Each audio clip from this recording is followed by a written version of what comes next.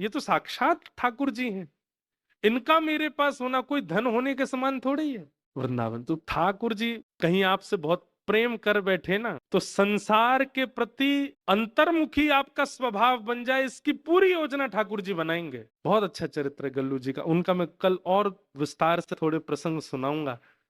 हमारे राधा वल्लभी परंपरा के एक महापुरुष ने तो उनके ऊपर पद भी लिखा है, कबहू बनेगी मेरी मति श्री गल्लू जैसी। गल्लू जी का, उनका मैं कल और विस्तार से थोड़े प्रसंग सुनाऊंगा।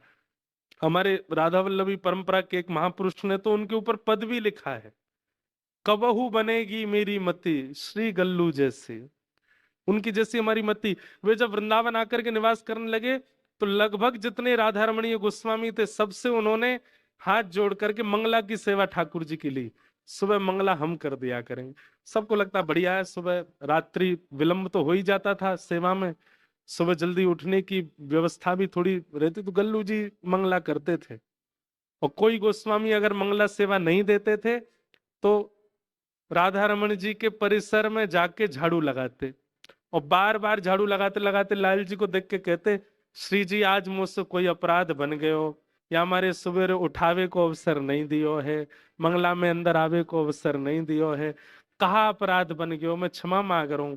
और बस सोहनी करते रहते, झाड़ू लगाते रहते। गोस्वामी होते हुए भी इतनी दीनता। एक बात तो बंधुओं श्रेष्ठ है, ठाकुर जी स्वीकार करेंगे उसका एक लक्षण आप में किस रूप में दिखेगा, दीन हो जाओगे, अत्यंत दीन। ये जो छाती है ना, ये थोड़ी झुक जाएगी, ये कमर थोड़ी सी नीचे आ जाएगी, ये सिर थोड़ा सा झुक जाएगा, तब समझो ठाकुर जी स्वीकार की। संसार जब स्वीकार करता है, माया जब स्वीकार करती है, कमर झुकती है, और ठाकुर जी जब स्वीकार करते हैं ना तो कंधा झुकता है, दीन बन जाते, धन्यता आती है। ठाकुर जी जब स्वीकार करते हैं, नेत्र झुक जाते हैं, सिर झुक जाता है, नेत्र झुक जाते हैं, सिर झुक जाता है। और जब माया स्वीकार करती है तो घुटने दुख जाते हैं, कमर दुख जाती है।